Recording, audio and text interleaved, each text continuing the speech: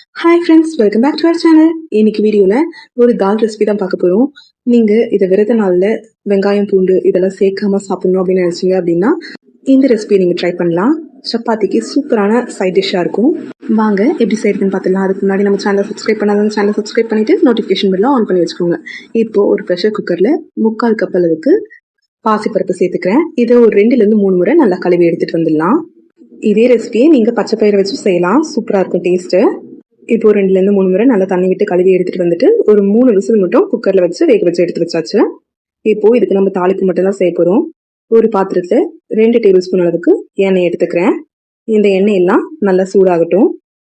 நல்லா சூடானதுக்கப்புறம் கடுகு ஒரு 1/2 ஸ்பூன் அளவுக்கு சேர்த்துக்கிறேன். இந்த கடுகெல்லாம் நல்லா பொரிஞ்சதுக்கப்புறம் ஒரு 1/4 ஸ்பூன் அளவுக்கு சீரகத்தை சேர்த்துக்கலாம். இந்த சீரகமும் நல்லா பொரிஞ்சு வரட்டும். கூடவே ஒரு 1/4 ஸ்பூன் அளவுக்கு பெருங்காயம் சேர்த்துக்கலாம்.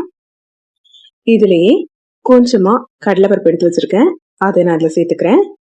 கடலைப்பருப்பு கூடவே கொஞ்சமாக உளுத்தம் பருப்பையும் சேர்த்துக்கிறேன். இப்போது இது எல்லாத்தையும் ஒரு முறை நல்லா வறுத்து விட்டுக்கலாம். நீங்கள் விரும்பினா காரம் அதிகமாக வேணும் அப்படின்னு நினச்சா வரமிளகாயை சேர்த்துக்கலாம். நான் இதில் வரமிளகாயை சேர்க்கல, ஏன்னா காரம் அதிகமாக இருந்தால் குழந்தைங்க சாப்பிட்றது கஷ்டப்படுவாங்க. அதனால இப்போது இதுலேயே ஒரு 4 பச்சை மிளகாயை கட் பண்ணி எடுத்து வச்சுருக்கேன், அதை நான் இதில் சேர்த்துக்கிறேன். கூடவே ஒரு 3 தக்காளி இந்த மாதிரி சின்ன சின்னதாக கட் பண்ணி எடுத்து வச்சுருக்கேன், அதையும் நான் இதில் சேர்த்துக்கிறேன். ஒரு கொத்து கருவேப்பிலையை சேர்த்துக்கிறேன். இப்போது இது எல்லாத்தையுமே நல்லா வதக்கி விட்டுக்கலாம். நீங்கள் எந்த அளவுக்கு பாசிப்பருப்பு எடுக்கிறீங்களோ அதே அளவுக்கு தக்காளியும் எடுத்துக்கோங்க, அப்போ தான் வந்து டேஸ்ட் நல்லாயிருக்கும். இதில் நம்ம புளி அந்த மாதிரியெல்லாம் எதுவுமே சேர்க்க போகிறது இல்லை, தக்காளியோட அந்த புளிப்பு தன்மை மட்டும்தான். அதனால தக்காளி மட்டும் உங்களுக்கு வேணுன்ற அளவுக்கு சேர்த்துக்கோங்க. இப்போது இது கூடவே ஒரு 1/4 ஸ்பூன் அளவுக்கு மஞ்சள், 1/2 ஸ்பூன் அளவுக்கு உப்பு சேர்த்துக்கிறேன். இந்த தக்காளியெல்லாம் நல்லா குழஞ்சி வர வரைக்கும் நம்ம நல்லா வதக்கி விட்டுக்கலாம். தக்காளி எல்லாம் நல்லா குழஞ்சி வரதுக்கு ஒரு 3 நிமிஷமாவது ஆகும். இப்போது இந்த மாதிரி நல்லா குழஞ்சி வந்ததுக்கப்புறம் நம்ம ஏற்கனவே வேக வச்சு எடுத்து வச்சிருக்க பாசிப்பருப்பை இதில் சேர்த்துக்கலாம். 1/2 கிளாஸ் அளவுக்கு பருப்பு வேக வச்சு அந்த குக்கர்லேயே நான் தண்ணியை சேர்த்து அந்த பருப்பையும் இதில் நான் சேர்த்துக்கிறேன். இப்போது நான் தாளை சேர்த்ததுக்கப்புறம் இது எல்லாத்தையும் ஒரு முறை நல்லா கலந்து விட்டுக்கிறேன். இது ரொம்ப கொதிச்சு வரணும் இல்லை, இப்போ பார்க்கறதுக்கு இந்த மாதிரி தண்ணியாக இருக்கிறது நம்ம லாஸ்ட்டாக ஸ்டவ் ஆஃப் பண்ணி ஒரு 5 மினிட்ஸ் ஆற விட்டுட்டோம் அப்படின்னா நல்லா கொஞ்சம் திக்காக இருக்கும்.